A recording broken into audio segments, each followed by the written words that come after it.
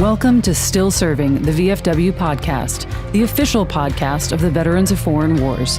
And now, from the VFW Memorial Building in Washington, D.C., here's your host, Rob Couture. And welcome to Still Serving. I'm your host, Rob Couture. It is a new year. Happy New Year, everyone, and welcome back for the first VFW podcast for 2026. So, let's get to roll call. Joining me here in the studio is Joy Craig, Associate Director for National Legislative Service. Back here once again. Yes, thank you. It's my first time in person here on the podcast, but happy to be here. Thanks. Glad that you're here. Joining us from Kansas City, the Assistant Adjutant General, that's a mouthful, Assistant Adjutant General, just right now, for the entire VFW of the whole wide world. One of the assistants. No, he had it assistants. Right. Yeah, okay. Okay. Great. Thanks. Yeah. I'll get to you, boss. Reclaiming my time. Brian Walker. Hey, glad to be here. Happy New Year, everybody. Yes. Glad that you are here, that you were able to make this occasion to join us in the podcast. Trip, but we got it done. Yeah, we sure did. And as always, the other Assistant Adjutant General and Executive Director of the Washington, D.C. office, Ryan Gallucci. Hey, thanks, Rob. Great to be here. Happy New Year. And really, we're both assistants to the Adjutant General. Yeah, Assistant Adjutant General. Yeah. Assistant Adjutant General, right? It's kind of like Sergeant Major. Right, exactly. Noticeably, we don't have Brittany here with us. She's off for today, so we wish her a Happy New Year as well. So I'm doing dual-hatted here for a lot of the stuff. We have a lot to talk about. A lot of things have happened. Has anything happened since we last? Just quite a few things, One or two. So that's why we brought Joy here to talk about the NDAA. That's one of the topics. Brian's here to give us kind of what his temperature gauge, if you will, of the VFW as he's gone out and about.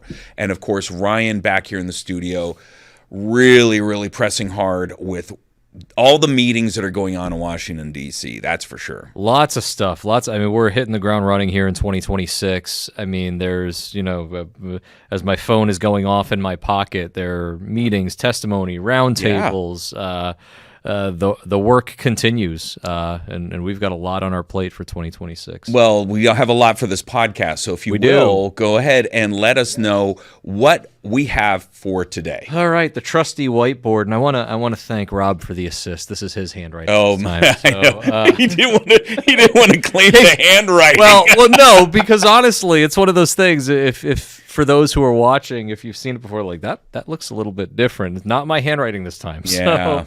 I do have some, chicken scratch kind of handwriting. It's not great. Well, it's legible. Okay. So a few things we're going to talk about. So the Major Richard Starr Act. So this has been a topic of discussion past podcasts. It is a top priority for the veteran community, and it's a top priority for VFW Commander-in-Chief Carol Whitmore. Yep. And to be frank, since Roger Wicker's vote back in October, there's been a lot of moving parts. Again, grateful, Joy. Thanks for joining us. Our goal is to demystify some of this. And Brian, I know you were recently out in the road in the state of Washington. You're going Washington to Washington here. Yeah. Both Washingtons, no waiting. And hearing from our members who were eager to take action on this. So we're going to talk a lot about that. Joy, also, we're going to hear about the National Defense Authorization Act. Super exciting, yeah. Which made it across the goal line. It had some things we were advocating for, some things we were advocating for. We're going to have to keep advocating for. Yeah. But we'll talk about the NDAA. Also, I know this is posting on Friday. We're recording on Tuesday, breaking that fourth wall. But tomorrow on Wednesday, there's a hearing in the House Veterans Affairs Committee on the VA schedule for rating disabilities. We'll have some things to talk about there. There's an update on claim sharks. While we were away for the holidays, some things are proceeding in the courts to potentially hold claim sharks accountable. We're going to talk about it. Some changes with the U.S. Postal Service that we're going to briefly go over because veterans need to know this. It's a change that came down recently but affects veterans and what they need to know about their benefit claims. And last but not least, before we get into our good of the order, we're going to talk about Venezuela. Yeah. Major military operation while we were celebrating the holidays, and something that we'll talk about, the service members who accomplished that mission, and a bit about our Commander-in-Chief's statement in response to the action in Venezuela. Yeah, there's some newly minted combat veterans as a result of that. Absolutely, some veterans of foreign actions, wars. Yeah, I mean, look, I think when it comes to the membership of our VFW, I mean, one of the activities, a very similar one, was in Panama that happened like 35 years ago. Yeah. So almost to the day. Yeah, to the day actually, which is crazy how that all is. It might have been 36, but anyway, so 37. Because it was 36. I'm sorry. 6, 7. Oh, you're around your kids all the time. Don't get out of screen there. Just hide your face. Hide my face. Yeah. Okay. I still have to figure out that 6, 7 thing. So do I. Yes, I think we all do. The new veteran community, they understand 6, 7. We don't. Okay. Anyway, that wasn't on the agenda. 6, 7 was not. But okay. So look, I think there's a lot of comments that have been on social media. A lot of people that are very frustrated, as we are, that the Major Richard Starr Act has not passed, did not make it in the NDAA. And I think it is really important. We owe it to our listeners. We owe it to the VFW members, veterans out there, the people we advocate for, where we stand, where it stands in Congress. So without further ado, let's talk about it. What happened? Well, so it wasn't included in the NDAA. It had been stripped out during the markup process, and that is why Ranking Member Blumenthal tried to submit it as an amendment at the very end. He took to the floor and he advocated for it. And then another member of Congress stepped up and kind of shot it down. And the argument overall was, where's the money? Where's this offset? We have to come up with this $9.7 billion from somewhere within the DOD's budget. And so what do we cut to pay for this? And so because of legislative procedure, it was able to just die right there. Wow. Which is very unfortunate. I recently heard of another legislator, another senator, who said, with this much bipartisan support, it is undemocratic that this bill has not been passed. That's a really good point. We had a roundtable with Speaker Johnson just before the holiday break, which I think we talked about on the podcast, and somebody in that meeting said something very similar, that with the number of co-sponsors, you're into like constitutional amendment territory with the level of consensus that we supposedly have on the Major Richard Starr Act, which I think we're going to talk about that supposed consensus. But before we get there, I want to add a little bit of background on this. Joy was talking about the National Defense Authorization Act, but then the Senate unanimous consent action that Senator Blumenthal tried to go for. So that was blocked on October 8th. And then it was blocked by the senator out of Mississippi who chairs the Armed Services Committee, Senator Wicker. And on October 10th, so October 8th was the vote, October 10th, the VFW sent an action alert to our advocates in the state of Mississippi to contact Senator Wicker. That was live from all the way up through Thanksgiving. And there's a few problems with what happens with engagement of congressional offices. So first of all, only veterans in Mississippi received that. There was some stuff on our social media that talked about, hey, Senator Wicker blocked this. But there's some nuance to how Congress works and how messages to legislators work that almost hamstrings that, is that a word, hamstrung, or hamstrung us? I don't know. But sure. That hindered our ability Right. To communicate with Congress. Joy, how does that work when legislative offices, so Senator Wicker's office, is getting inquiries about the Major Richard Starr Act and his vote? How do Hill staffers handle that when those inquiries start coming in? So if I'm hearing your question right, you're asking about how do we discuss the pay for? No. So if a veteran, I'm a veteran from Mississippi, and I contact Senator Wicker, and I say, hey, you need to vote for the Major Richard Starr Act. Or if I'm Brian, who lives in Kansas, and I contact Senator Wicker, what's different about those interactions with the congressional office? So the congressional offices sincerely care about their constituents. They really do. And that said, they do kind of filter out. If you're not from there, you don't fall into their zip code area of responsibility. And so it means a lot to hear the pressure from veterans coming into those offices, to know that this is important to the veteran community, but they do very much want to hear from their own constituents. They're focused on, their priorities are to deliver for their constituents. So constituents in those states, Mississippi, veterans that live there or have ties to those states, those key legislators, really should be reaching out and speaking as much as they can to those legislators to let them know that how important this is for them.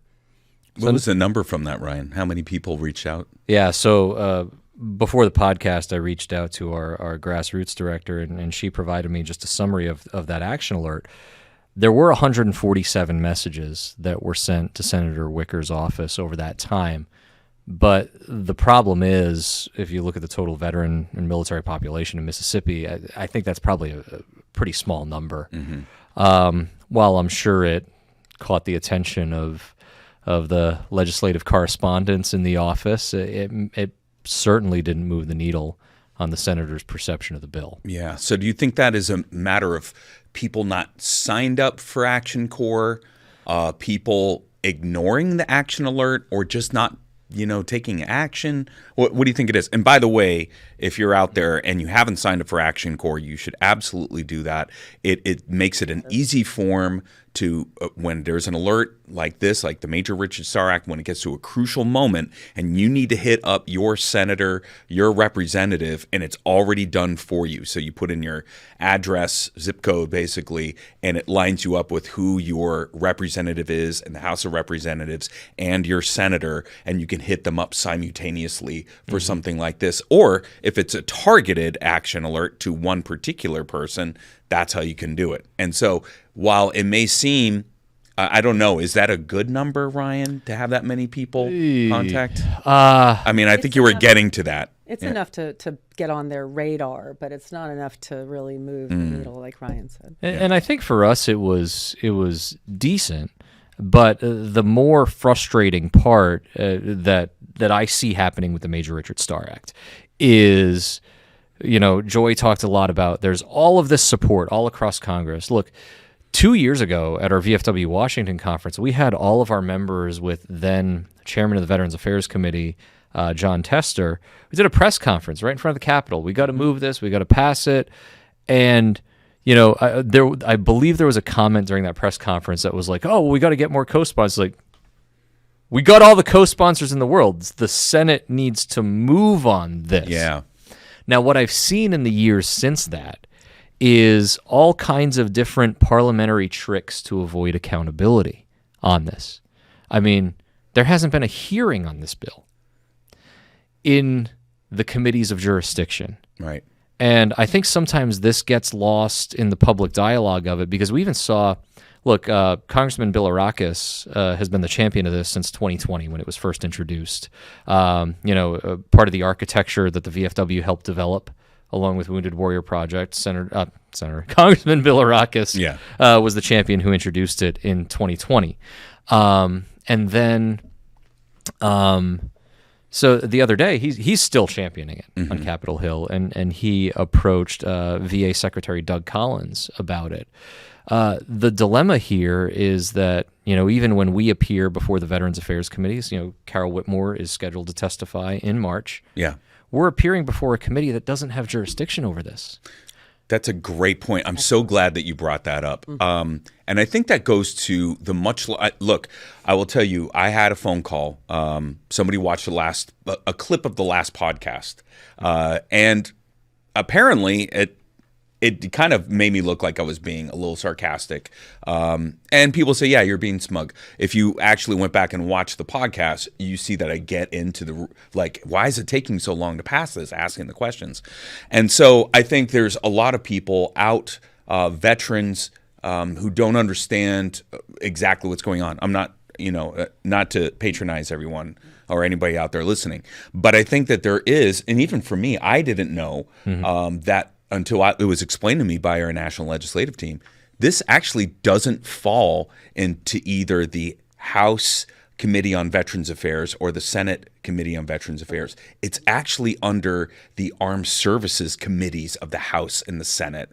And so just that alone helps in honing in your focus on what we should be talking about. And this gets to being educated out there. I had a veteran that reached out. They were, upset. They want to talk to someone in the VFW about me, about the last podcast. And I went and I called the guy up and I said, hey, I heard your message. Let me explain some more. Let's reason about this. Let's talk about this. And it turned out, let us reason together. Yeah, let us reason together. But the amazing thing is that he was like me, he didn't know either that it was under the Armed Services Committee. So there's education and information that needs to go amongst all of us. That's the first thing that we all can do as veterans is help one another educate where this bill lies and where to really hone in our target, if you will, you know what I mean? And zero in whether you have to, dial up and dial over a little bit on your sights to make sure that you're on target. And I know that you've been around before we Brian, fire for effect. Before we fire for effect. I know, sorry. But hey, Brian, I know that you've been out and around. You've talked to veterans. What are they telling and members of the VFW in their midwinters and their conventions? What are they saying to you out there? Well, I think it's important too because what you guys bringing this to the right committee. Because right now, Ryan, I'm sure you guys are all the same way, Joy. Like you open social media and it's the fist holding the flag that says pass submission, Mr. Star Act. Yeah, right. Like there's no targeted object. Like where does this go? Yeah. Right now, it's just like buckshot, and they're just putting it up everywhere. And the buckshot has worked. It has got a lot of co-sponsors. Well, it's so. But now, and not Rob. Now you're going to get the phone call on me because it makes sense. Getting a phone call, but it's the old saying: the squeaky wheel gets the grease. Like that's what this is. Yeah. I mean, and bravo for them. I mean, you're talking about a bill that what is it? Like 56,000 veterans are affected by this. Yeah, it's like somewhere between 54 to 56. Okay. Yeah, something like that. So 54,000 veterans, and they're making this much noise. That's impressive. But it's not even just veterans who are directly affected by it. This is a signal about how we value those who are wounded in combat. And that's probably the bigger issue because I'm not affected by it. I'm passionate about it because it's the signal that it sends to the force. I had a recent meeting with some defense or over at the Pentagon about personnel readiness, and this topic came up. And a lot of people had a lot of things to say about it.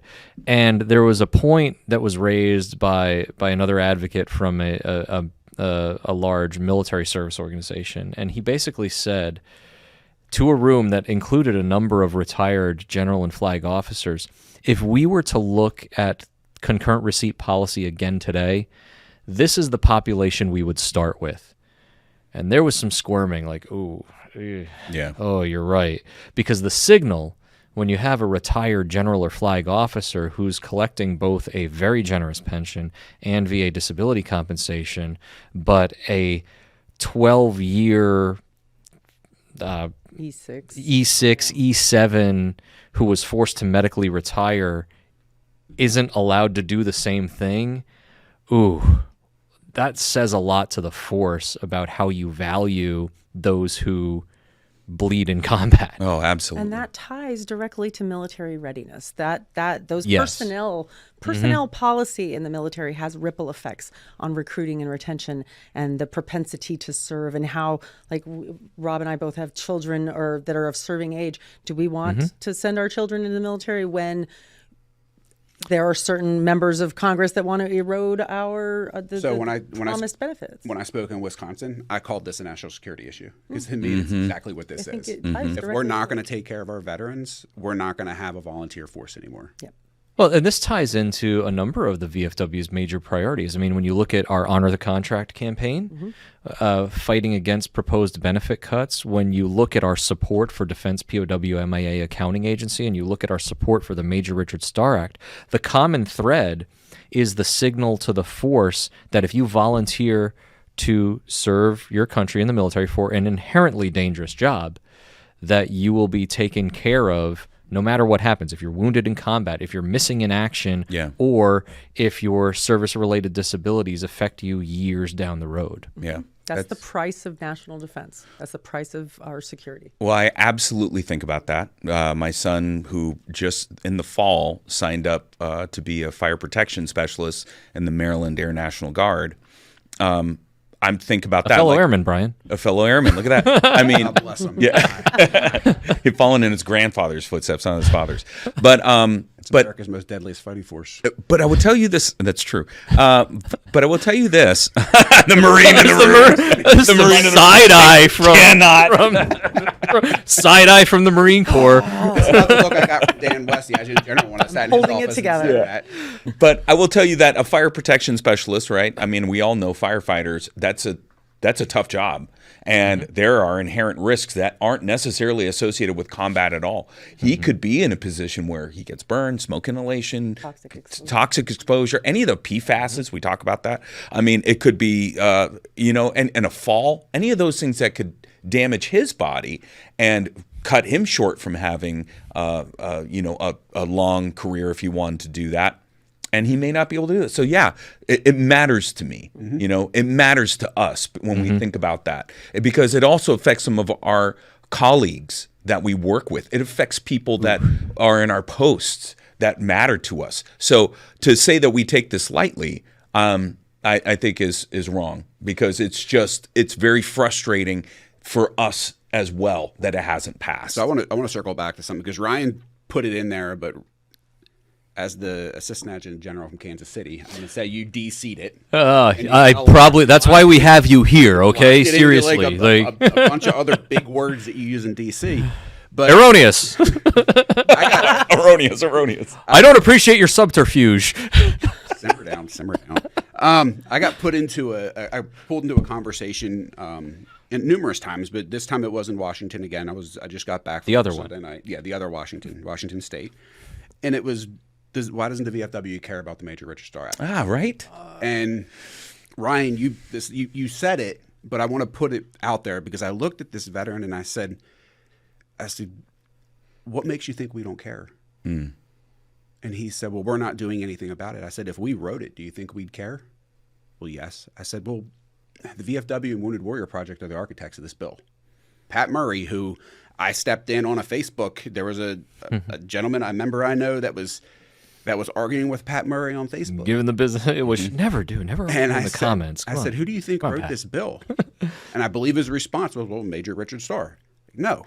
Yeah. You're arguing with him. Yeah. Like, the facts are there. He knows what's here. So to say the VFW doesn't care, and for all these other VSOs that flash their commercials out there about how much they care, where were they when pen went to paper on this bill? Right. Exactly. And how long ago was that, Ryan? It was introduced in 2020. Congressman Bill Rackus introduced it in February of 2020. But the discussions on it and the work really happened late 2019, as far as kind of coalescing around this idea of what population can we address on the most egregious concurrent receipt issue, and how do we coalesce around a policy that might be palatable to the Pentagon. Nice alliteration, but where I wanted to go with that too is, not all of the work necessarily has to be done publicly, because sometimes the most substantive work happens through candid conversations, policy work, staff work, to find out what those barriers are. What I will say is, over the last 5 years, going on 6 years now, just saying pass the STAR Act hasn't worked. We've gotten a ton of co-sponsors, but when you're working in the process, I think we've talked about in past podcasts, we sometimes get a lot of, well, you don't understand. Mm-hmm. You're not working in Congress. You don't understand. Okay, well, help me understand. Yeah. And so, and this is conversations you're having with our elected officials. You don't understand, or their staffers, right? Or their staffers. So what we've done over the last few months is, look, we're going to leverage the power that the VFW has, and sometimes that's the relationships that we have, our legislative committee members, our advocates, to really speak directly to legislators to find out, okay, where are these misconceptions? What are the problems that you're seeing? And can we either demystify these or approach this differently? Because obviously saying just pass it is not enough. Right. Don't stop saying it. Yeah, we're not going to stop saying that, right. But what are we doing to help make the Armed Services Committees and make the Pentagon more comfortable with this? Now, Joy, you've been privy to some of these recent conversations. Can you tell us a little bit about what we've learned about what might be holding this up or where some of these misconceptions are? Right. Yeah, so there is a lot of misconception out there with elected members and their staff. The truth is about there's this argument that we have to find the money. The money has got to come out of the defense budget. Mm-hmm. And so if you follow the model of the widow's tax that was passed a few years ago, they were able to waive the cost of that and roll that cost into the military retirement fund, which is a whole rabbit hole I don't think we want to go down right now. But we do believe that a waiver is an option for the cost of this bill. So that's one thing that we would like to educate folks on, is that there's another option to take the impact of the cost of providing these benefits. The other thing is the idea of double dipping, which is basically the crux of what concurrent receipt is. So just reading from the Congressional Research Service, who has a recent report out, they consider what's called double dipping. They say Congress has generally prohibited an individual from receiving two separate lifelong government annuities from federal agencies for the same purpose or qualifying event. And we would argue that these are two different benefits earned for two separate reasons, so it doesn't fall into that same purpose thing. And it's not the same qualifying event. I love that you point out those words, because that gets my service officer spidey sense tingling when you talk about similar event and similar reason, because it's grounded in veterans benefits policy on things like what establishes service connection, a current diagnosis of a chronic medical condition, an incident or event in service, and a medical nexus that links the two. That's the foundation of service-connected disability. Mm-hmm. Now, there's a couple of key words in there that totally debunk that misconception. The first is that, a similar or same event, well, no, military service is not a qualifying event for service connection, especially for the Major Richard Starr contingency of veterans. Military service is kind of the baseline. You have to have been in the military. But when you're talking about service connection, especially for CRSC, you're talking about a combat or combat-related event and a disability that's directly correlated to that. Mm-hmm. So that's easy to debunk right there. Right. The pension for longevity of service or for the fact that you served in the military is one thing. The disability is completely separate, and veteran policy or veteran benefits law backs that up. Right.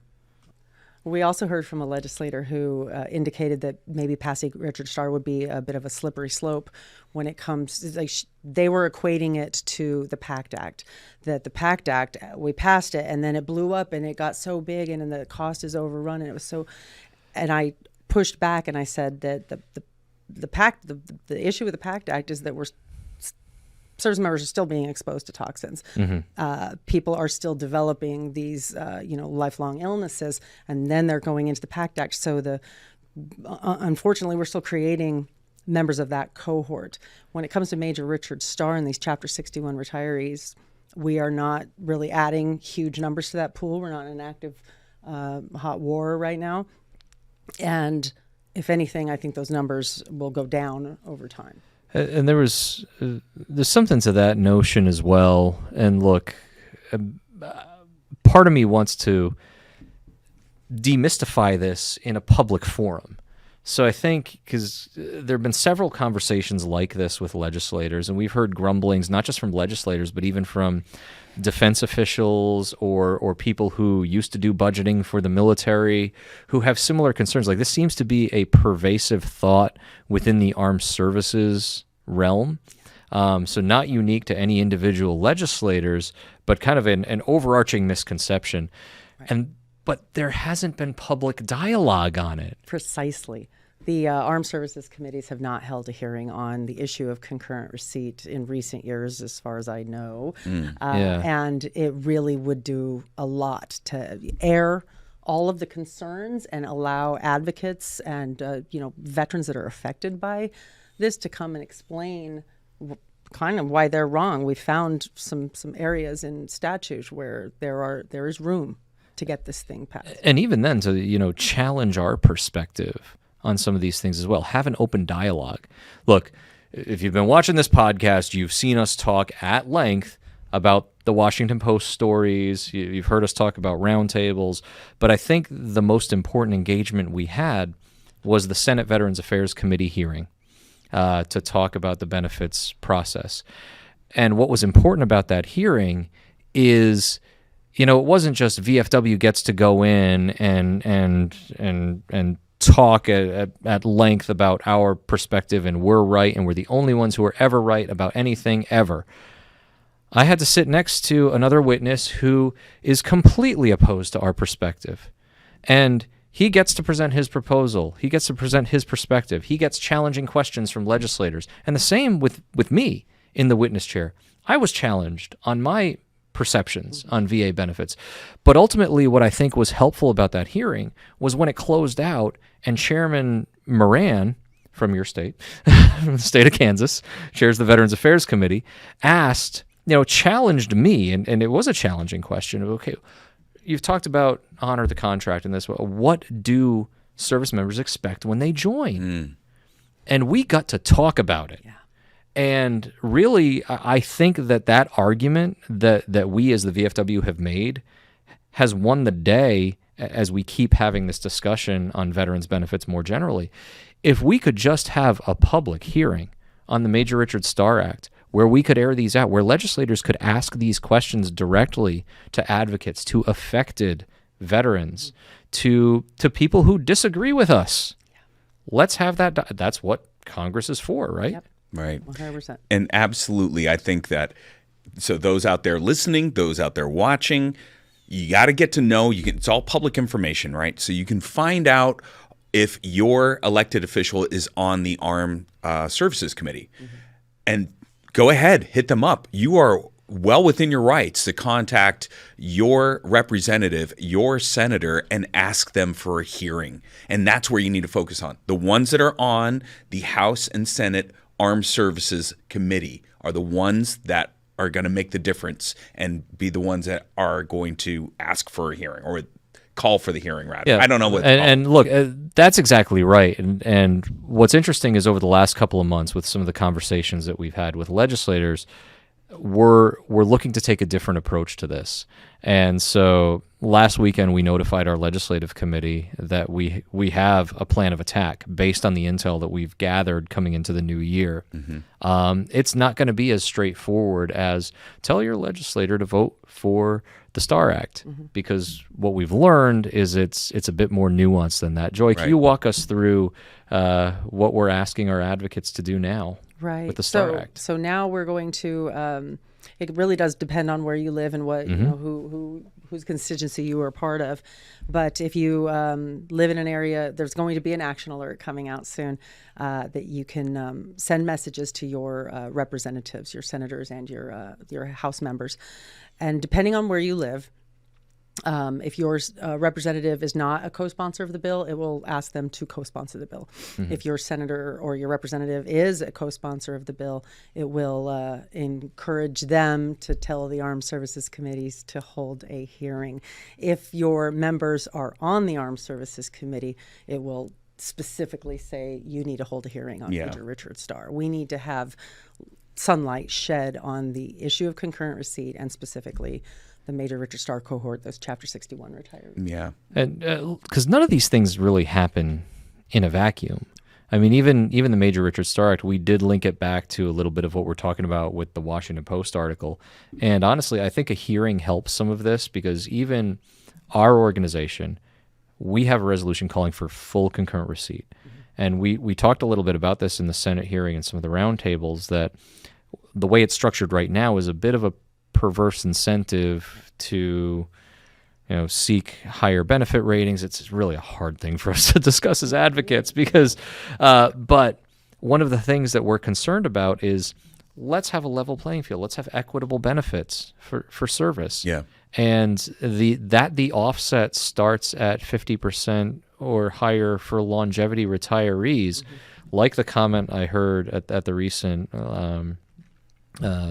meeting with the military is, that was maybe the wrong group to start with, or the wrong place to end. And it was always supposed to be a phase-in. I think if we were crafting the policy today, it would have started with, combat-related special compensation recipients. But if there are differing opinions on that, let's air these out. Let's have a dialogue, and a public dialogue. Right. Yeah, especially like when we're talking about, whether a person had intended to retire. Okay, like for instance, in the Army, you get past a certain year and you re-enlist for in-def, right? In-def re-enlistment. And I remember when I did it, and it was like, okay, this is it. This means I am absolutely going to retirement. Air Force, not so much. In fact, all the way up until like you're an E9, you could be one more contract away till you hit your 20, which to me was mind-boggling that they didn't have that. But I remember when I came in 96, and they were offering people left and right early retirements. Oh, the temporary early retirement authority. And shape the force. Is shaping the force. Hey, let's shape the force. And hey, would you like to retire? Let me give you some money to get out. Let me give you some money to get out. Here you go. Here's really, I can get out now. Double-edged sword. There's the bonus. But that's a whole nother thing, right? It's a whole nother. It's another podcast. That's another. There's actually 7 types of concurrent receipt restrictions, and just like you said, Ryan, the VFW's overarching goal is to eliminate all of them. In the long run, because these offsets are basically cost-saving measures on the backs of veterans, and it's just unfair, and it doesn't honor the contract. Yeah, I think what. Ooh, nice. Oh, that nice was very plug. nice. Yeah, nicely done. I think what's really important here to understand is that every veteran out there, VFW members, you all have a voice, whether it's voting on particular bills, contacting well within your rights to contact your elected representatives in Congress. Or the committees. Yeah, and the ones on particular committees. Jurisdiction. And then also to be able to steer this carrier strike group of the VFW in a particular direction on Capitol Hill by presenting and submitting resolutions. And I know that's one thing, I just want to touch on it briefly, but Brian, you were there as a post commander, you've been a district commander, you've been a department commander, and then now as the assistant adjutant general, I'm sure... Our triple crown assistant adjutant general. He is a triple crown. Look at that. He is a triple crown, which we should have a triple crown for you to wear here in the office. I think the next time I should have one. It may be Burger King. I'm not sure. But anyway. Don't put the marks on it. Gardino will come get you. That's right. That's right. What's funny is we were talking about that before, like, hey, you should put VFW on your coffee cup there. And we're like, oh, hold on, new idea. Our Burger King franchisees. I see a cross promotion here potentially in supporting our yeah. Anyway, our unmet needs program, right? Come on. Jeez, Ryan. Some synergy here.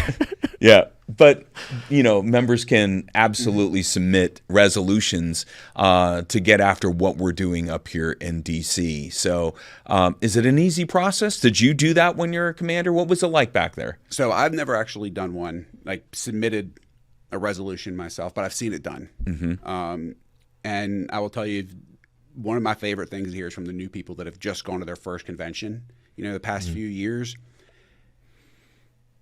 If you can be a brand new member, have an idea at your post and think, wow, if I'm going to get something in front of the commander-in-chief, that's a big lift. That'll never happen. I'm nobody.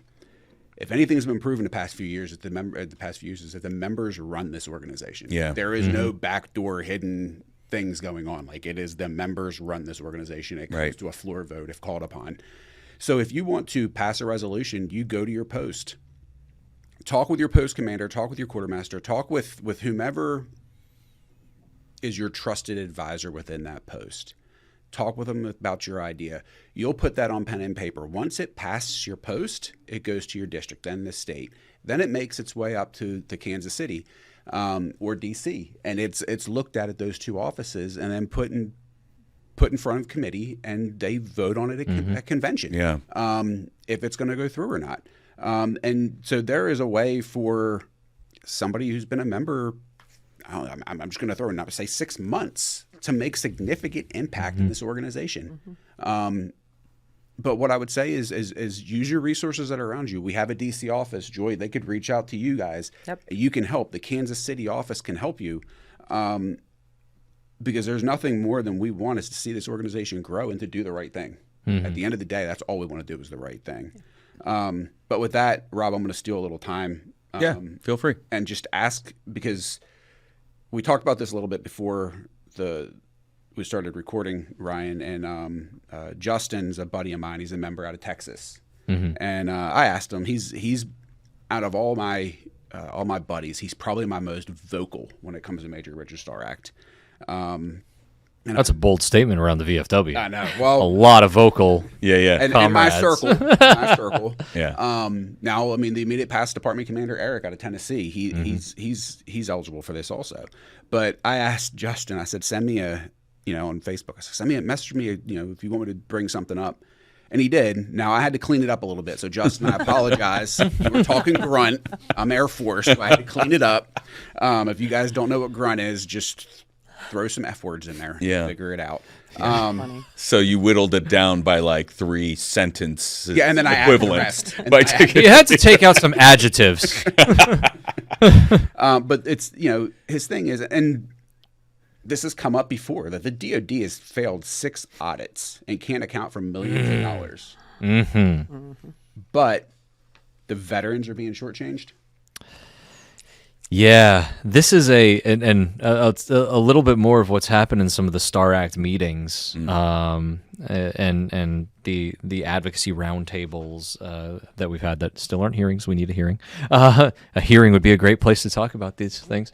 But in some of the roundtables and other discussions, there's some peers of ours in the veteran community who have come up with almost line by line, like, hey, if you buy 2 less alternate engines for the F-35, you could pay for this. We've broken it down to that granular. And it's like, nah, it would affect war fighting or some other vague buzzword that you can throw around. Money, and then when we say here's some money, that's a no-go. Actually, that was Pat Murray's comments at the press conference last summer were flippant to that regard, kind of tongue in cheek about, hey, Doge said they found this much money. Can we use some of that for Richard Starr? He said that in the press conference. It was a little tongue in cheek, a little bit of hyperbole, but at the same time, if we're saying we're going to find all this money, the DOD's failed these audits, or we identify programs that you could trim back only slightly, come on. Right. To quote something I had heard past Commander-in-Chief Dwayne Sarmiento say a number of times, dude, he's got plenty of money. Got plenty of money. Well, I'd like to just kind of to point back again from that Congressional Research Service report that I was just reading, they say when Congress authorized concurrent receipt benefits, it specified that DOD's contributions, and this is to the retirement fund, the military retirement, the DOD's contributions would be determined, quote, without regard to the current receipt benefits, having the practical effect of giving the Treasury the responsibility for the normal cost payments for concurrent receipt. It's the Treasury's role to pay for concurrent receipt. Oh, wow. It's opening a can of worms, but that's really where we're going, is that this $9.7 billion that they're wrapped around, that it has to come out of the DOD's budget, and we think that's a misinterpretation. Yeah. It could be waived the same way they waived the cost of the widow's tax when that was argued a few years ago. Well, I could tell you the VFW and this podcast, we're not going to stop talking about it. We're going to continue to bring this up. It's going to be in every single episode until it gets passed. I'm going to promise you that. I mean, even if it's we knocked in a few doors and they wouldn't open. But we're going to keep doing it until we get a hearing, and going to keep doing it until it gets passed and veterans get what's rightfully theirs. So anyway, with that, let's talk. We talked at length, but we had to. It was important. Yeah, seriously. All right, so lightning round. On the Joy.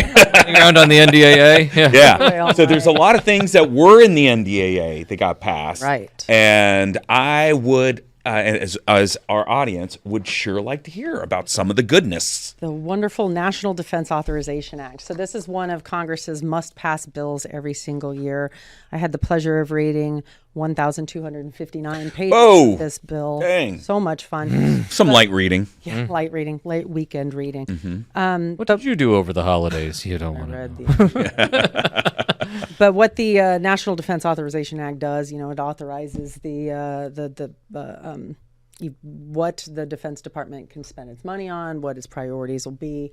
It stands up things like pilot programs to research, working dog living conditions, Right. which is actually a provision in here. Got it. It's got all of these great ideas, some not so great ideas get in here and get through too, but every year this bill passes, it takes an entire year to write it. And this is what a lot of the advocacy that I do as the Associate Director for Service Member Affairs is to fight for personnel policies that protect the quality of life, that make sure that, they have service members have good, healthy dining options, that they're getting paid the wages that they deserve that are commensurate with the civilian population. Sure. So this is the bill that covers all of those things. Got And it. so this year authorized $901 billion defense budget.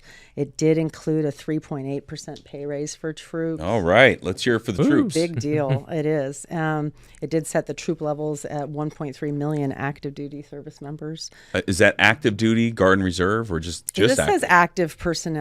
I think that there is different numbers for reserve. So People can read that 1,000 plus or page. Control F is your friend with the NDAA. Go in there and search. But a couple things I just wanted to highlight. Section 508 establishes a blast safety officer in each of the services that will, monitor members' exposures to blast overpressure, make sure they're educated on the hazards and long-term effects.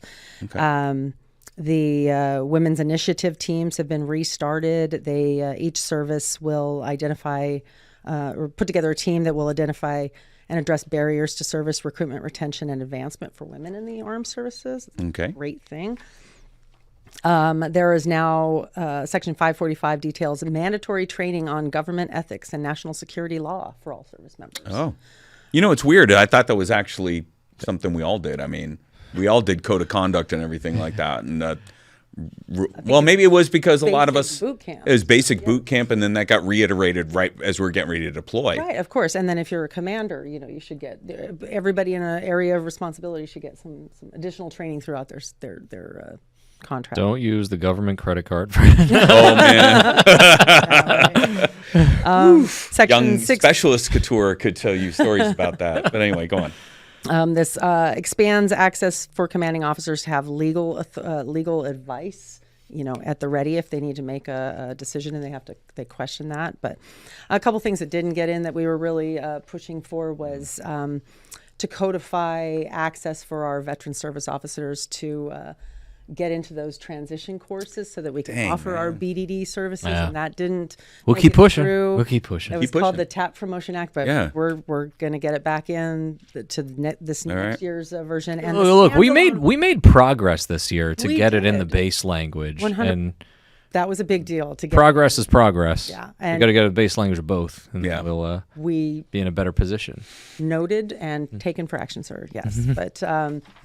One of the other ones I wanted to highlight, it bars reduction for the basic food allowance for all enlisted members for 1 year. So that means that the BAS that they receive can't be reduced for enlisted members, which I love. Oh, that was a thing? They could reduce that? Yeah, they could adjust it based on market trends, and they did. They would reduce there were some concerns we heard visiting service members overseas about some of those persistent adjustments that could go down. This is why we go overseas. It's important for us because we can get that back anyway. Couple more. There's Section 732 is close to my heart. Prohibits painful research on domestic dogs and cats.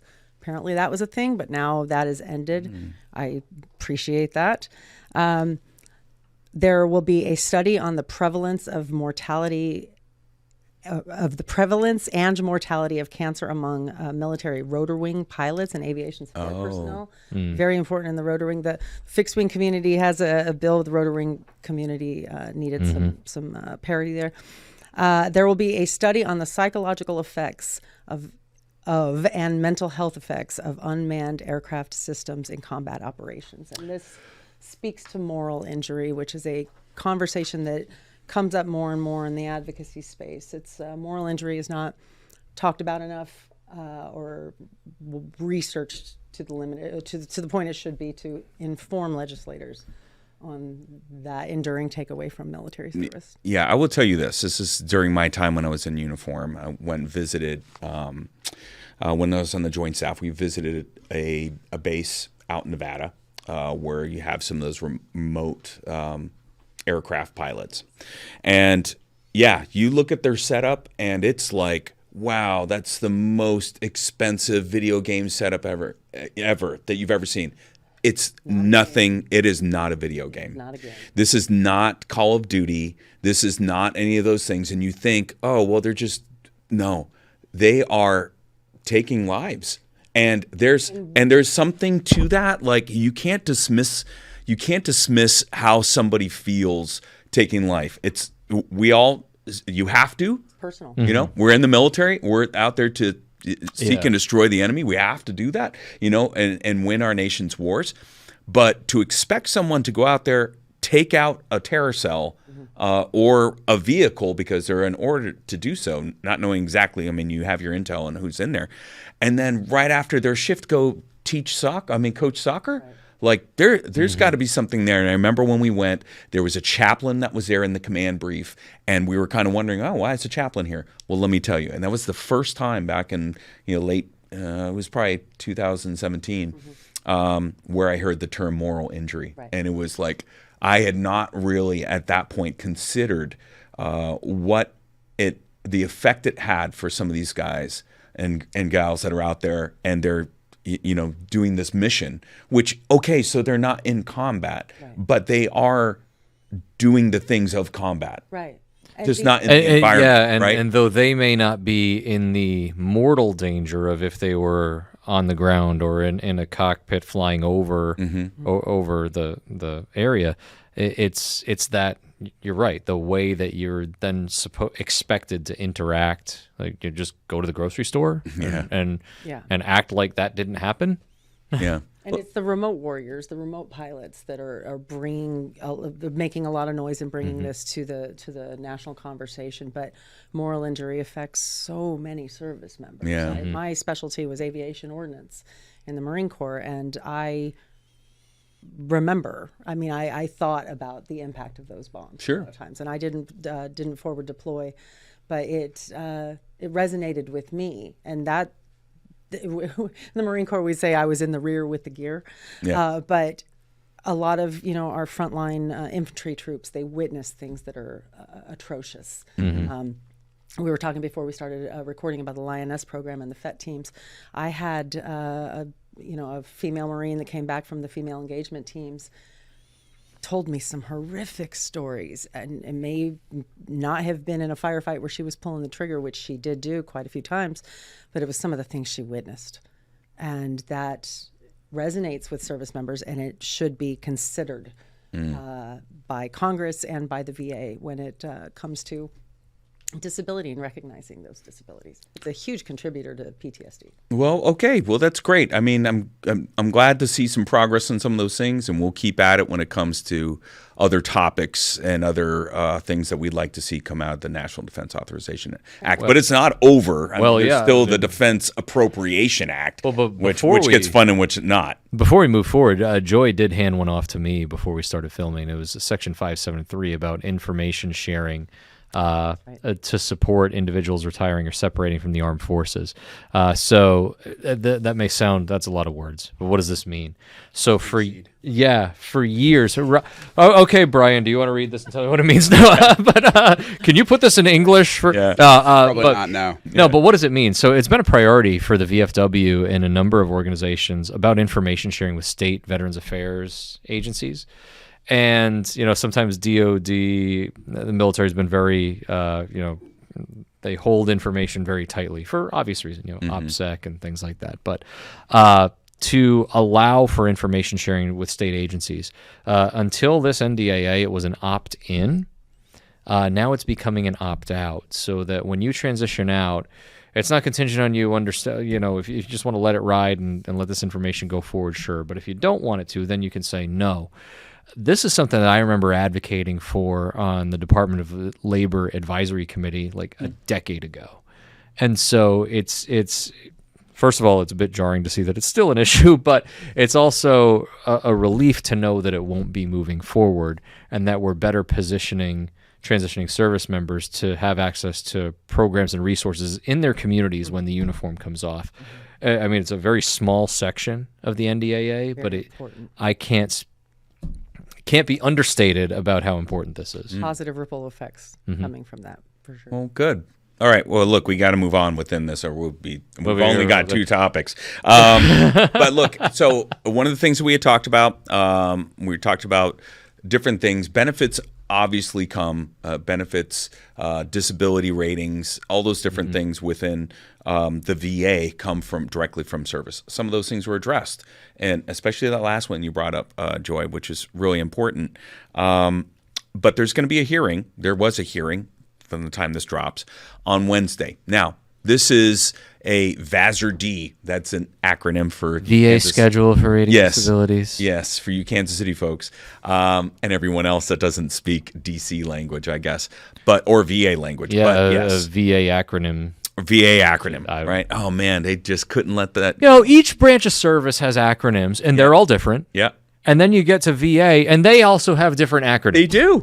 They do. Absolutely. We love acronyms. One of those was a hearing, a HVAC, which is the House Veterans Affairs Committee. Veterans Affairs Committee, thank you.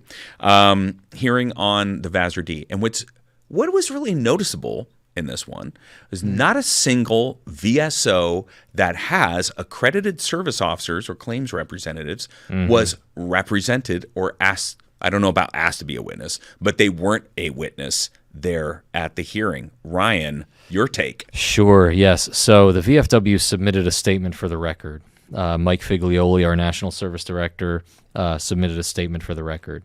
We would have certainly loved the opportunity to testify at this hearing because we've had a lot to say on it. I mean, revisions to the rating schedule have been a bit of what drove the Washington Post story.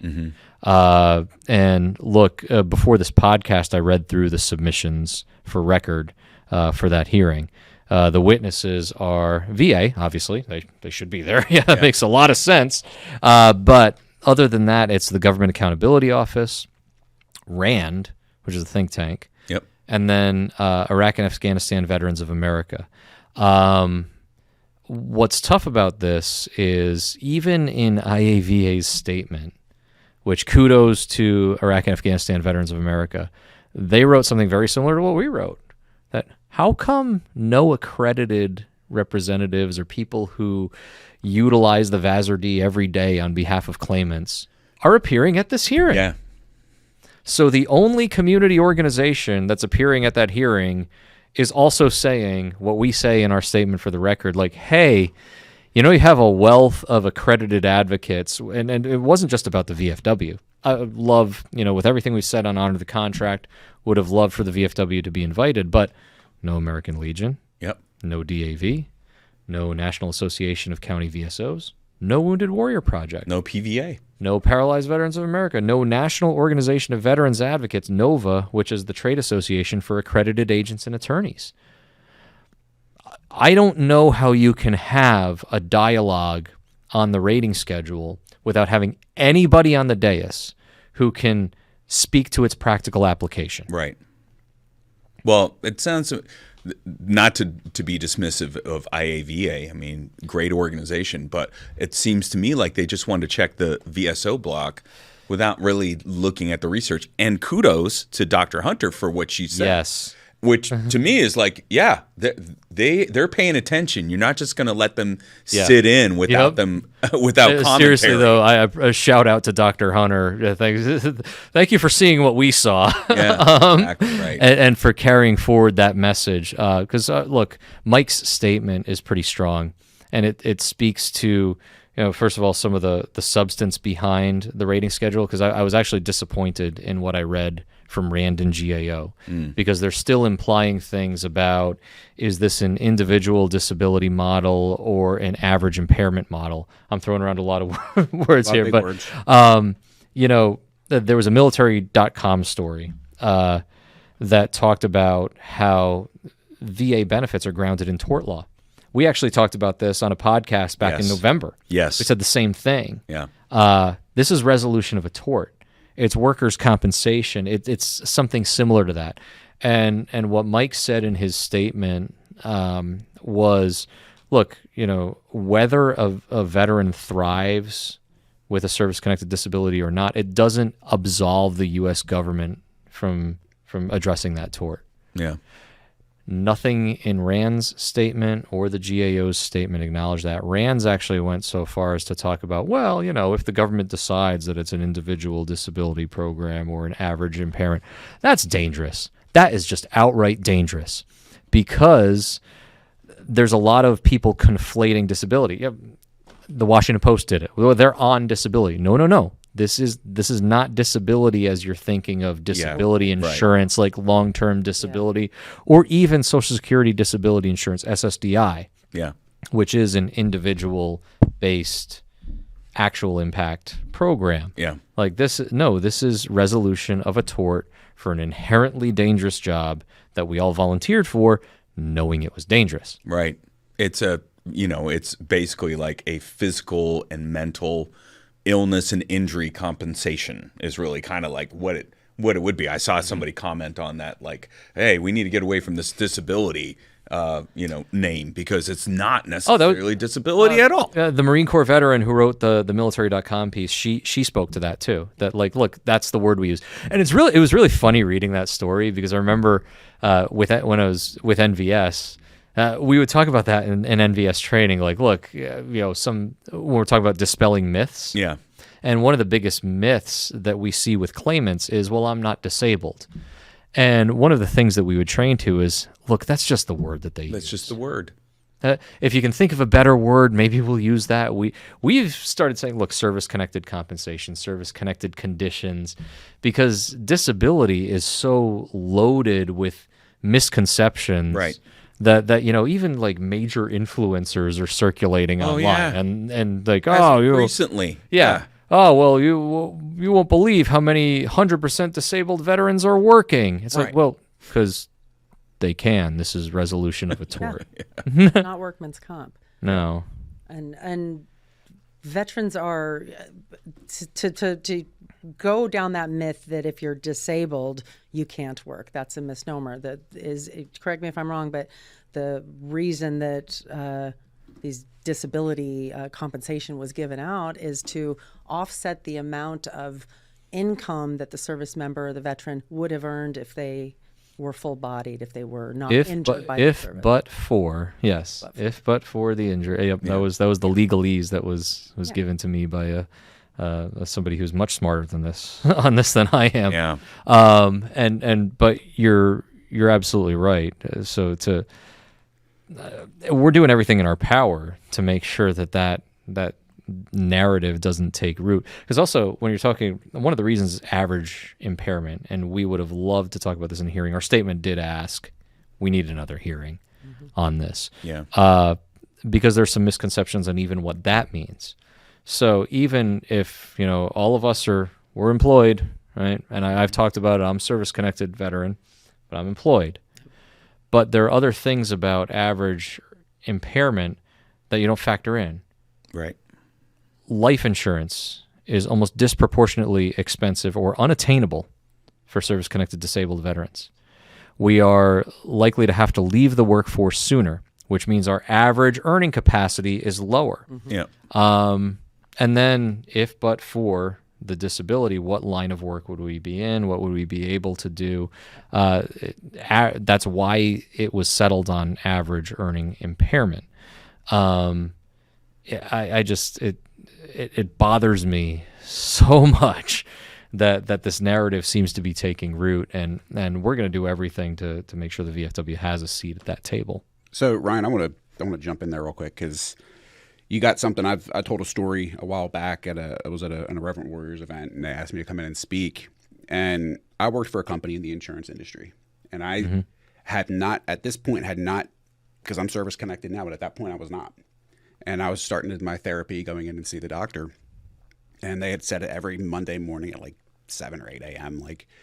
And it ran right up against our sales meeting. So I was on Mondays, I was late. And the supervisor really had no issue with me being late, or the branch manager. The issue was one Monday, and it was that horrible, I know there's a word for it or a phrase for it, horrible training where therapy where you go in and you just tell the story over and over. And prolonged exposure? Yes. Yeah. And I just was not good that morning. And I sent a text to the branch manager and said, hey, not a good day at therapy. I'm going to do this, this, and this from home. Sorry, I'll see you tomorrow. And he said, okay. About 3 hours later, I got a call from one of the other managers who said he walked into the office to the manager's meeting and said, this is why we don't hire veterans. They're all broken. I couldn't walk back in there. I couldn't go back to work. And then I didn't want to. I couldn't pull that together. I mean, I was pretty much locked to my bedroom. Thank God for my wife. But it's one of those things that just the way they can tear you down with this. But Ryan, I want to ask them, because I hear this all the time when I go out with this disability stuff. These attacks on our claims, is this future claims moving forward, or are they going to attack the entire system? Because here's the thing. Tim Jensen and I had this conversation. Tim Jensen, our good buddy over at Grunt Style, they're and as we are, focused on veteran suicide, but I'm looking at it from a different angle. I said, Tim, I know you want us to do some more and help. I said, but this is our fight right here. I said, Tim, if people don't get their disability paycheck, and I have heard this from people in the field, it is tied into their everyday cost of life living. It's tied into their mortgage. Their bills. Let these veterans not be able to pay their mortgage, not pay their light bill, not pay a credit card bill. That suicide rate of, I know some say 17, some still say 22, whatever. I hate to say this, but the day is going to come where we may wish those numbers were real. Right. Like those were the numbers, because I think the numbers can go much, much higher. Pounds. Look, I appreciate the question, and I don't want anyone to think that this answer is alarmist. But the danger in having these discussions without the appropriate people at the table is not only can it happen, the only example we can point to historically, it did happen. Yep. It's what we anchored the contract on when the Economy Act did slash benefits that veterans were already receiving. I can't stress that enough. It happened in 21 days. It took 21 days in the 1930s to actually cut benefits for veterans who were already receiving them. And there is talk, veterans would be protected of what they already have. It would be moving forward. Well, I don't like that talk because now you're already presuming that it's going to change, but also you never know how this plays out. And what I've seen in the public sphere, like the criticism of Washington Post, is heavily implying that this needs to stop now, and it needs to stop with your benefits and your benefits and your benefits and my benefits. That's what they're implying. And, I have no illusions that that's where it could go, because the one time it did, that's exactly where it went. And the VFW magazine, Foreign Service at the time, reported on those suicides and how pervasive they were, and veterans losing their homes because they lost those benefits. That's what's at stake. And then, of course, breaking faith with service members. Well, you can even go one step further. When you have comments out there from popular podcasters, I mean, people with 3 million plus followers, right? That's a pretty influential group, that if they have that many followers, saying just 6 days ago from the recording of this podcast, on their podcast and their commentary, that if you are 100% disabled and you have a job, then you're probably a scammer. So, okay. So not only will legislation go to stop your benefits, if they do indeed say, oh, well, you're a scammer because you're 100% disabled and have a job, who's to say that they can't go back and reclaim that just because they decide to pass a bill? There's nothing protecting us there. It's only for those of us that advocate on Capitol Hill and have been doing for 110 since 1919. The VFW and other organizations after us, they've been advocating for veterans to keep their benefits and to be able to fight for that. We have to be able to do that. We have to be able to argue and be articulate and be knowledgeable and get upset. All the things Smedley said. Everything. Everything our good friend Smedley Butler said. All the haves want to tell the have-nots how to live. Right. Well, we're not trying. And the thing is, there's a human factor there sometimes too, because sometimes people look, well, not me. I'm doing it the right way. It's kind of like the way people perceive Congress. They're like, everyone in Congress is terrible except my representative. They came out to the Post, and they always meet with. Wait, so the other 534 are terrible? But it's not my party that hates veterans. It's the other party, right? Yeah. That's what we always hear. Yeah. Anyway, I think we need to get going on our subjects here, so we move on. But I think it's a good point, because at these moments is when there are those that are underneath the surface, waiting to strike and get after veterans. Prime, chum, if you will, for nice segue. I see where you're going for those claim sharks. But there is a positive note on the claim shark front, and that happens to be in North Carolina. So, Ryan, back to you. Yes. So this is, it was a great Christmas present or New Year's present. It happened right before the New Year. So look, for years, the VFW has been out front on the claim shark issue, and predatory companies who charge for illegal fees for claims assistance, or perpetuate potential scams to fabricate medical evidence to embellish claims. And so there's a lawsuit in the state of North Carolina against one of the major claim shark companies, and it's a class action lawsuit. And, the company tried to get it thrown out. That didn't work. And on a previous podcast, I think very recently, it might have been in September, we talked about, the court said this lawsuit's proceeding. Well, something else happened over our holiday break. Really? The court certified the class. Oh, they did. So it's not over yet, but it's another step in the right direction, another step toward accountability. Because look, I testified in 2022 on this. Yeah. And in that hearing said that the claim sharks should have been greeted at the door by Capitol Police and not offered a seat at the table with advocates. And, ever since that hearing, the VFW has been very consistent. We want accountability. And, it seems that some things are proceeding in the courts.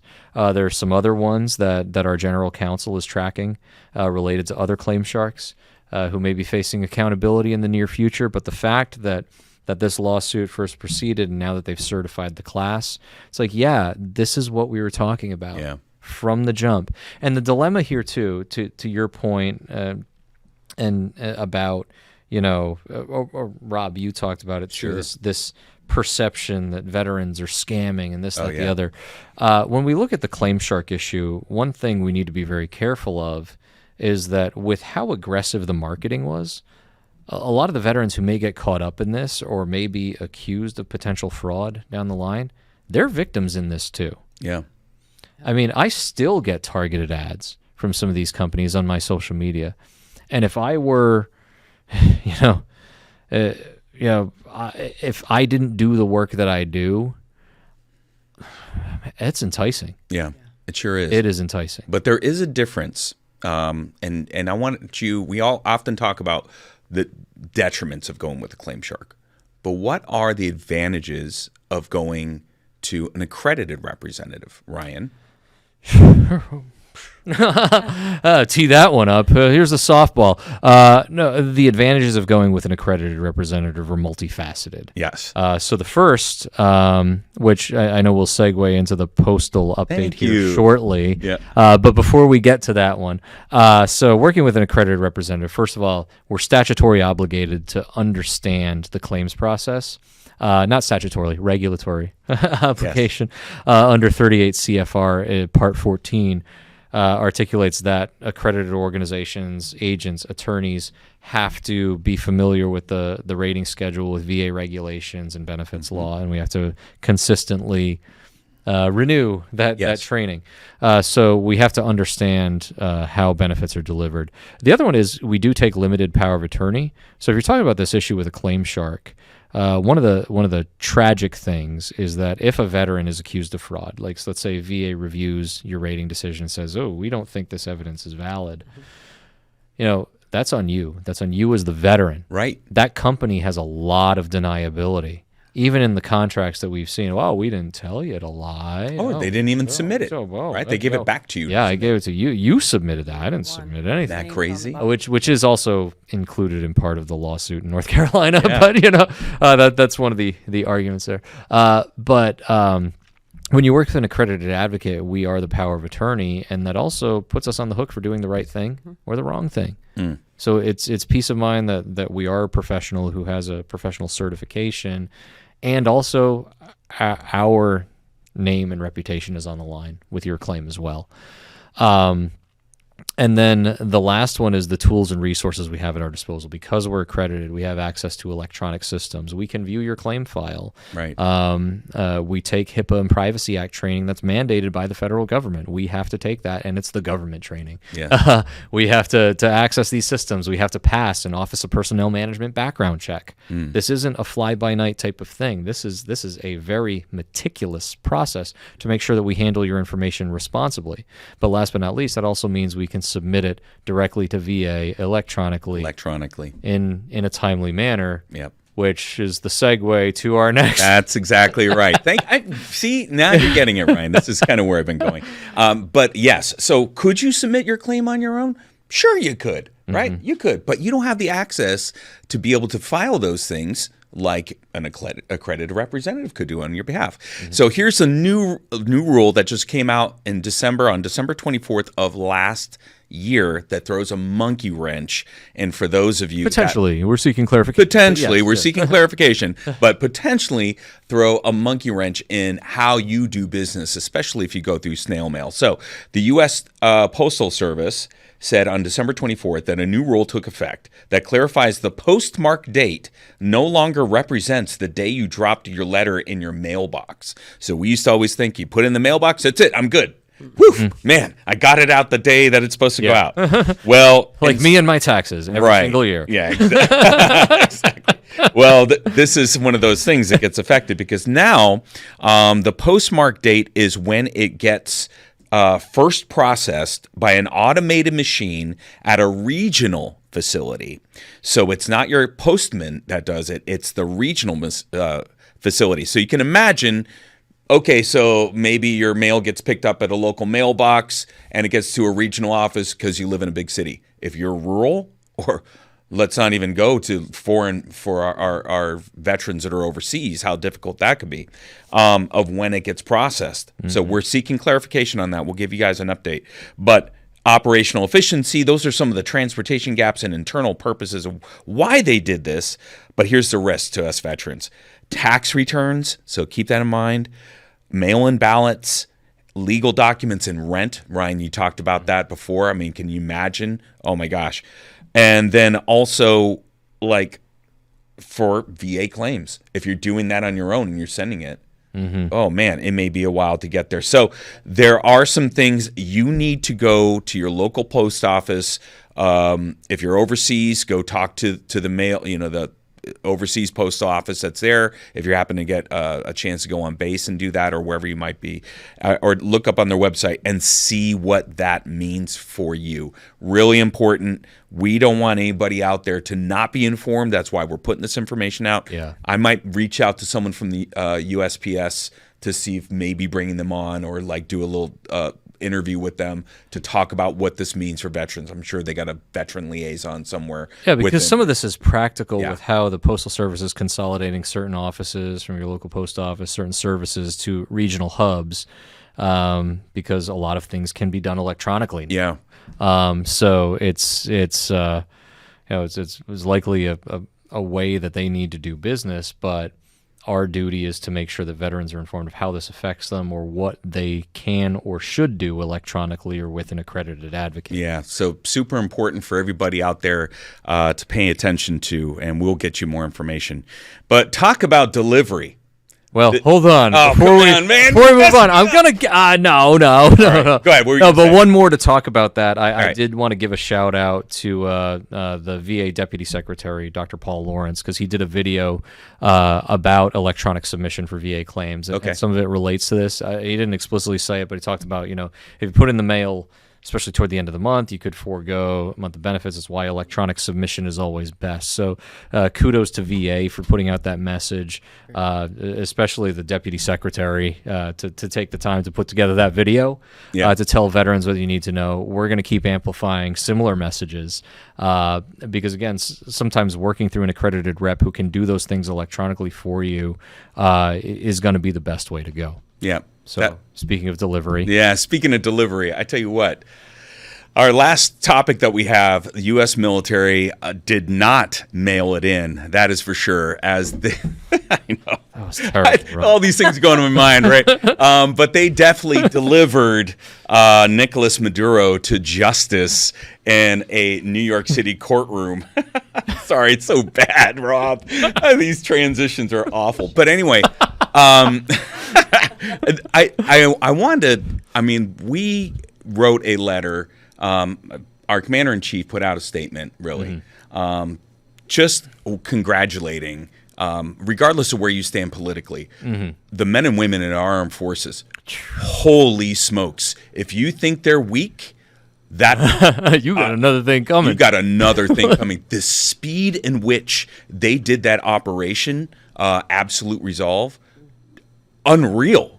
In the matter of less than 3 hours, they were able to find them, capture them, and get them out off the objective. Yeah, Extract them. Unreal speed and just overwhelming force. We do have 2 that were injured during the operation.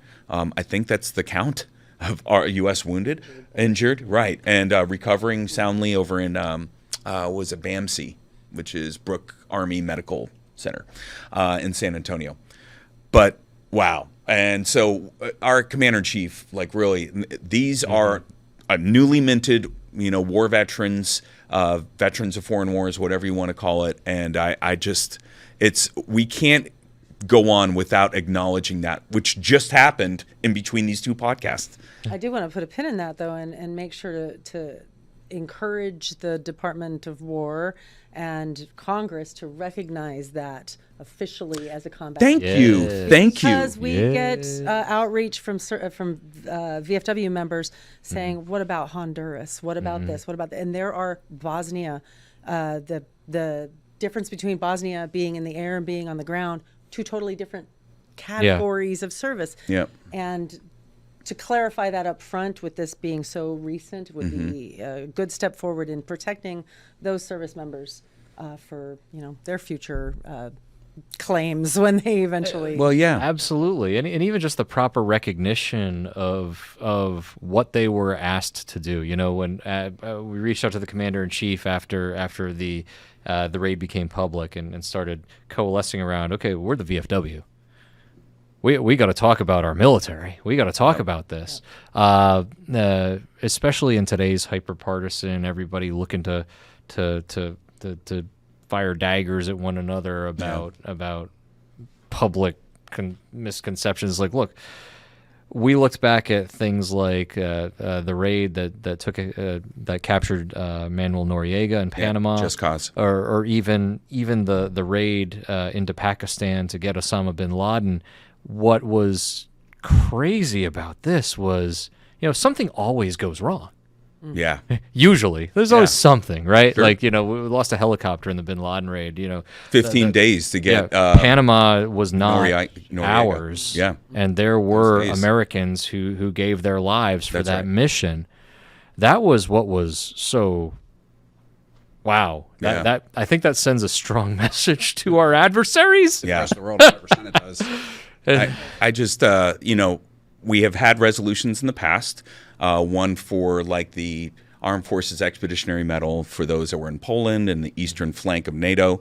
And that was not something that, at the time, the chairman of the Joint Chiefs of Staff wanted to even entertain. And I think it is really not that big. Like, whoa, what about the cost? Come on.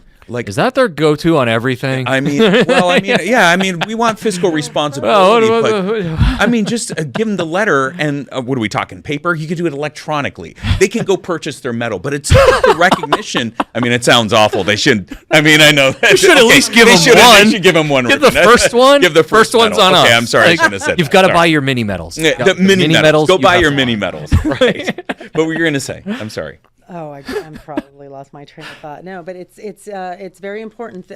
Tying back to the resolutions coming up from the posts regarding these conflicts that are, I have called them forgotten conflicts, for lack of better word.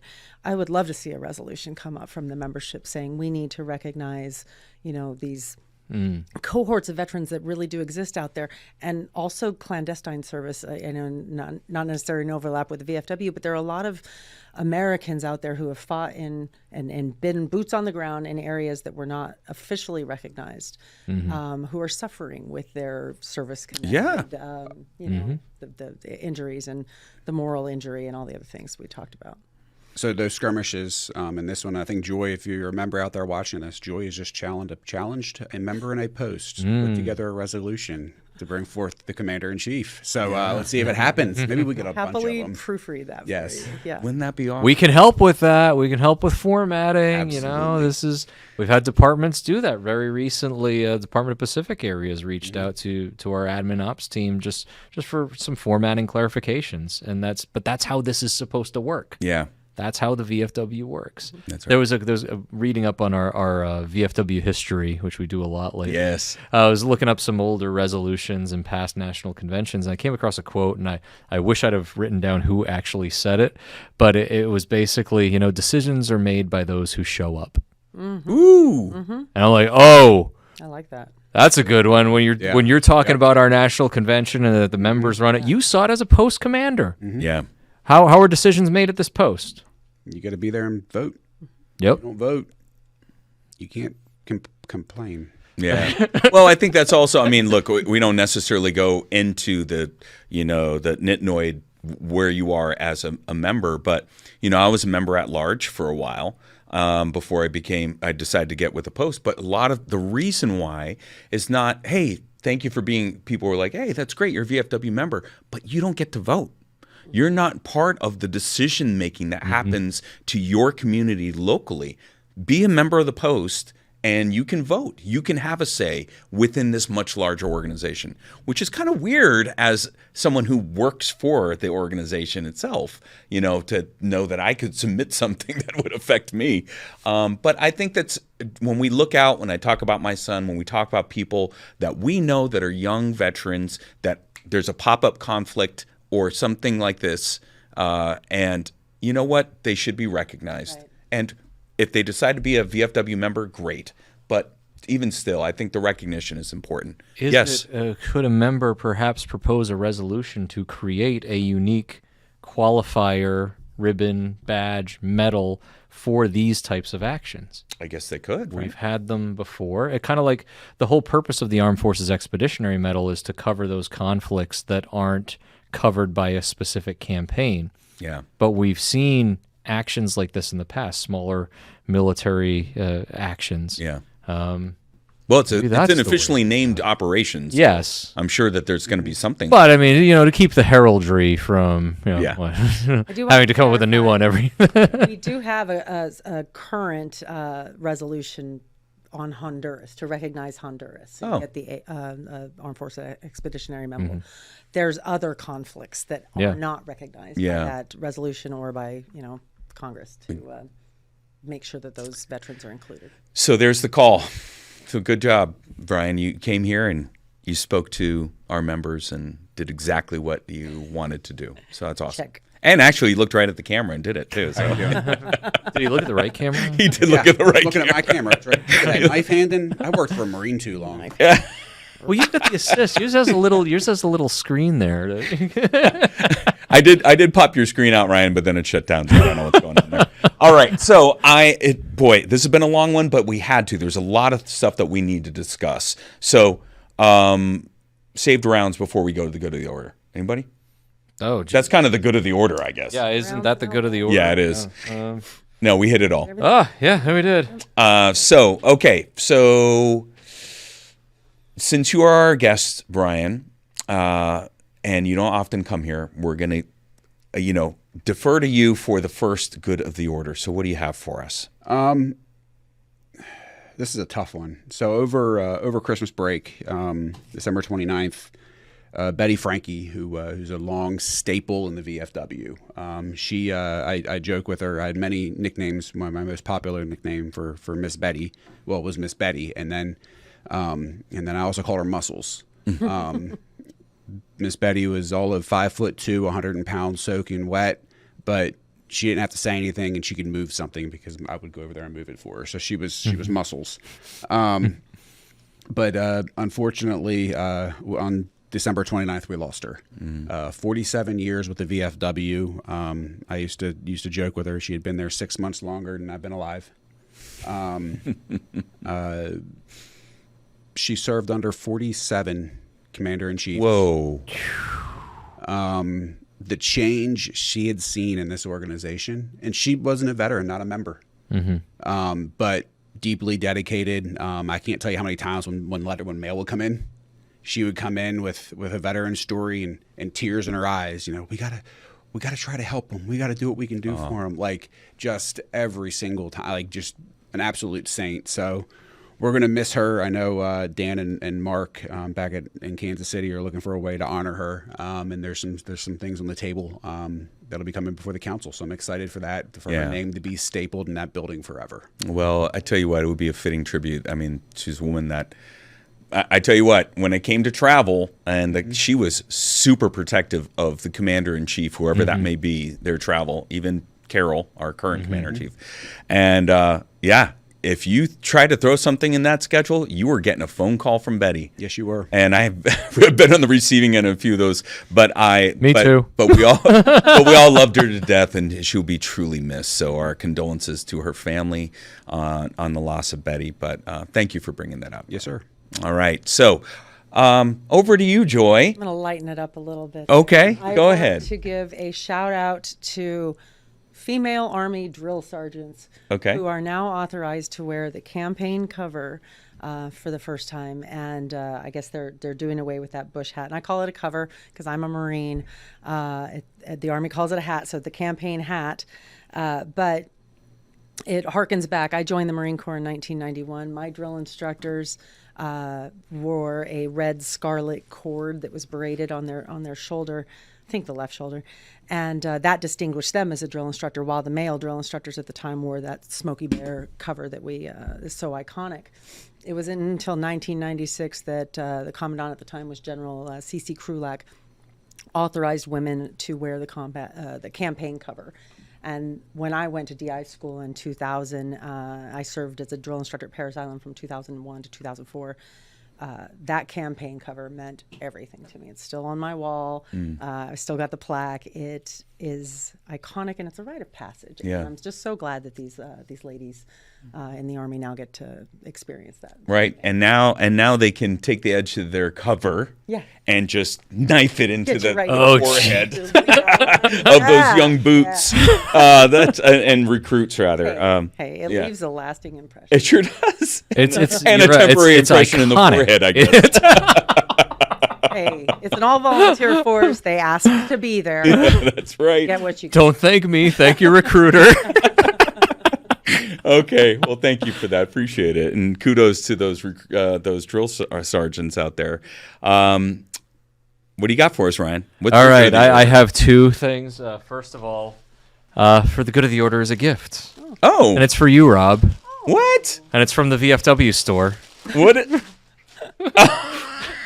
No. Oh, wait a minute. Hold on. I got a close up. I wish I could zoom in on that. It's unnecessary. Wow. Did you get Silkies for life? Did you get was it a GP medium size for me? GP large, actually. That is the rule. You're supposed to wear them one size too small. Woo! Gosh, Yes. So there they are, right there.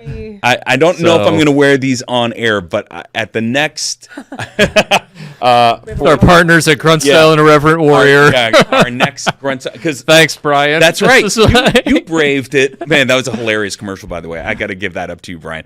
You wearing these silkies out there with Adam. Oh, and that commercial was so funny. So we had somebody come, put money in our shorts while we were filming. Then we had a veteran drive by honking, giving a thumbs up. There we go. I was like, I'm going to put that guy. As he passed, he's got a Marine Corps sticker on the back of his truck. Oh, well, that makes That's sense. fitting. Yeah, it's fitting. Yeah, absolutely. They're called silkies, right? Silkies, in the Marine Corps. Silkies We used to call these Ranger panties because that's what they would wear when they go running. Leisure shorts. No, I'm I got 23 years in the Marine Corps, and I actually have trauma seeing those shorts just because of so many things I saw over the years that I'm like, well, yeah, I don't think to that point I'm probably not going to cut out the liner, but I don't think there's a liner in there. Oh, there's not? Oh, well, okay. We took care of that for you. I'll make sure I have my own liner. That's for sure. Okay, well, thank you for that, Brian. You said you had the first one was a gift. Do you have a second?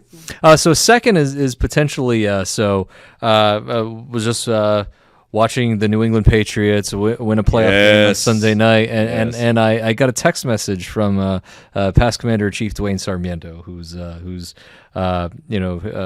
him and his wife they winter overseas in the Philippines right now, and so he sent me a picture of a Claim Shark ad on some of the scooters around the Philippines.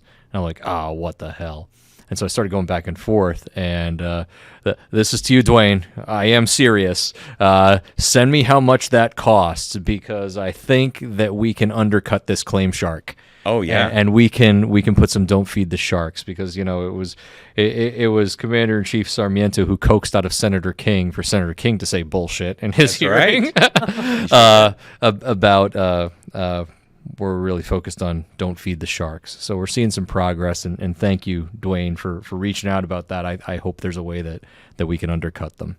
Well, that is great, and and if anybody can figure out how to do it over there in the Philippines, it'll be past Commander-in-Chief Dwayne Sarmiento. That's for sure. All right, so for my good of the order, I ended on another positive note, and that is that. Just last week, I became a grandfather again. So, so my son, Robbie, and his wife, Shakira, they had a child, almost 3 months premature. But I can report to you that my granddaughter, Shiloh, she is viable, healthy, strong. She's in the NICU, or the natal intensive care unit. But mom and baby are doing well. So I am very happy to welcome another one to our family. And so with that concludes our podcast. Thank you all for being here with me.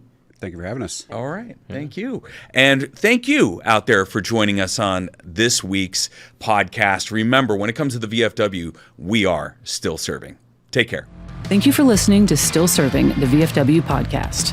To get the latest news and information from the veterans of foreign wars, make sure to follow, like, and subscribe to us on social media at VFW HQ, on Facebook at VFW Fans, or visit our website at vfw.org.